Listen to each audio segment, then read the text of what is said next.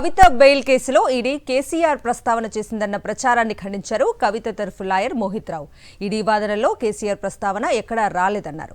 మాగుంట రాఘవ వాంగ్మూలాన్ని మాత్రమే ఈడీ ప్రస్తావించిందని, దీనిపై కొందరు కావాలనే బురద జల్లే ప్రయత్నం చేస్తున్నారన్నారు. ఫస్ట్ మీకు అవుట్ సైడ్ చెప్తున్నాండి, ఈరోజు ఎటువంటి ప్రస్తావన కేసీఆర్ గారి గురించి రాలేదు.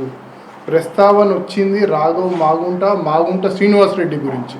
దాని భాగంగానే ఈడీ అడ్వకేట్ కోర్టుకి చదవడం జరిగింది. Amount of so and so was given to so and so. Sri Gopi Kumaran has corroborated the statement of Raghav Magunta. Further, he also revealed that so and so introduced to his father and her team of so and so. They all met him and his father in his father residence. ఈ statement ఇచ్చింది కనుక క్లియర్గా రాఘవ్ మాగుంట, ఇది మాగుంట వాళ్ళ father గురించి ప్రస్తావన. ఇక్కడ మీరు పైన చూస్తే మాగుంట శ్రీనివాసులు రెడ్డి ఆయన గురించి వచ్చిన ప్రస్తావనలో ఈడీ ఆర్గ్యూ చేయడం జరిగింది. దీంట్లో ఎటువంటి సంబంధం లేదు కేసీఆర్ గారికి.